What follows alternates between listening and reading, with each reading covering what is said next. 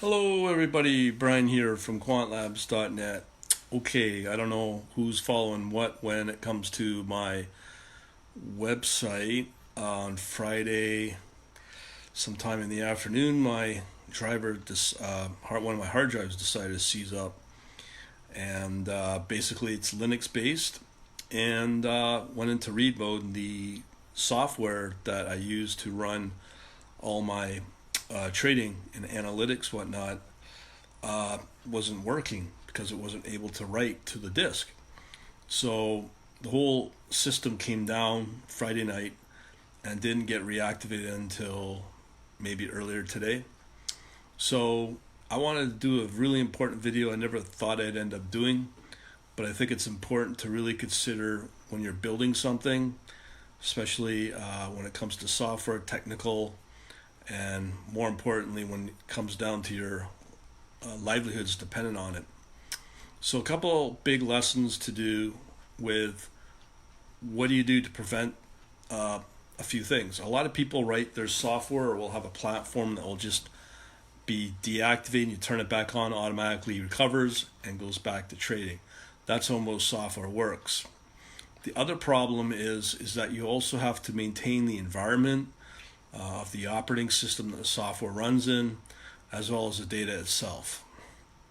So these are more important than the software itself in a way.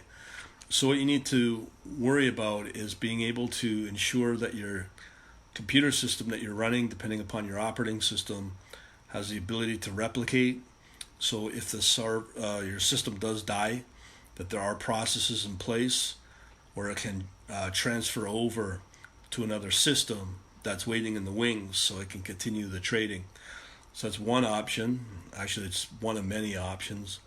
The other thing is to obviously ensure that you have a drive or where it's accessible for data to be backed up in case of this sort of thing. How often do you do it? So you can do a quick restore. So that's something else that you obviously have to consider. Something else is really important is if you're developing your own software and writing your own code, what do you do when it comes to hosting your software? Do you do it on a remote server somewhere online?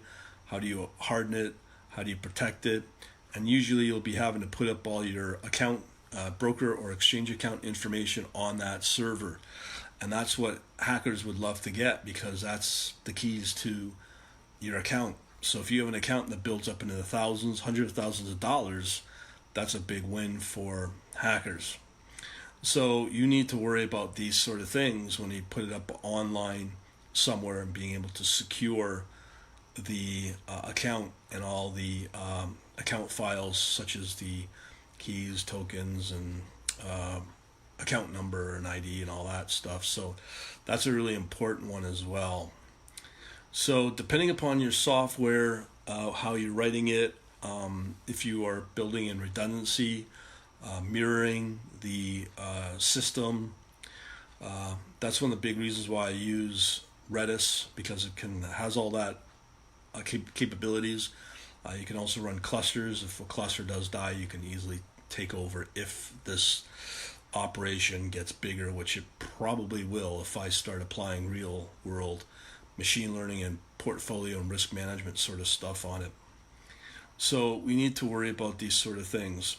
So lots of things to consider outside of just your software and your trading. Can be a real pain to work with, but if you can simplify it, do it. Maybe in a platform in itself, like people trade, MetaTrader, Ninja, TradeStation. In my case, I do like Motive Wave. So that's easier, but you still have to worry about your drives and how to recover if the thing does die. It doesn't happen a lot, but it can happen. It happened to me. It's just a lot of sloppy disk management and hardware management on my side that you obviously got to be responsible for. So it's pretty well it. Just wanted to put that together. Let me know what you think is the ways to do it best. I always like to get the specifics on how you do it, and let me know what you think. I'll talk to you later. Have a good day.